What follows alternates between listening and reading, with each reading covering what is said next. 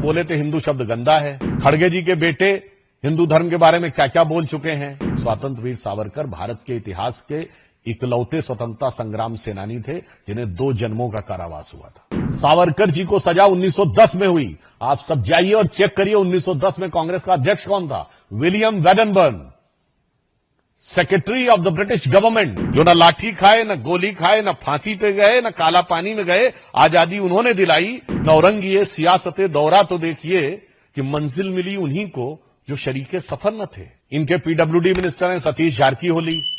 जब कार्यकारी अध्यक्ष थे तो बोले थे हिंदू शब्द गंदा है। खड़गे जी के बेटे हिंदू धर्म के बारे में क्या क्या बोल चुके हैं।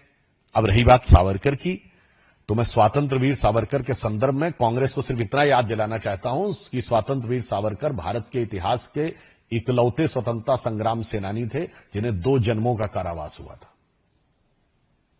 मैं चुनौती से कहता हूं कांग्रेस का कोई एक नेता बताए जिसको 2 जन्मों कारावास हुआ और उन्हें काला पानी हुआ था। मैं चुनौती से कहता हूं कांग्रेस का राष्ट्रीय अध्यक्ष स्तर का एक व्यक्ति बताए स्वतंत्रता आंदोलन में जिसे काला पानी हुआ हो। और जिस वर्ष में हुआ है सावरकर जी को सजा 1910 में हुई। आप सब जाइए और चेक करिए 1910 में कांग्रेस का अध्यक्ष कौन था। William Wedderburn, secretary of the British government, British सरकार के हुक्मरान के पैरों तले बैठे थे 1910 में। जिस वर्ष ब्रिटिश सरकार वीर सावरकर को अपना सबसे बड़ा दुश्मन मानकर काला पानी की सजा दे रही थी। मुझे लगता है बस ये तथ्य काफी है ये बताने को कि जिन लोगों ने, जिनके कभी राष्ट्रीय स्तर के किसी नेता ने, आप बताइए, जो अंग्रेजों की गोली से मारा गया हो। नंबर 2, कांग्रेस का कोई राष्ट्रीय स्तर का नेता बताइए जिसको फांसी हुई हो।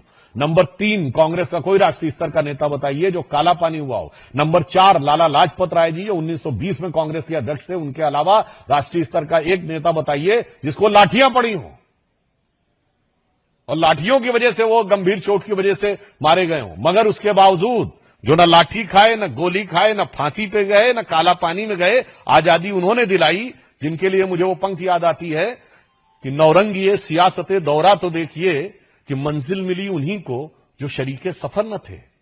और वही आज हमसे सवाल पूछ रहे हैं।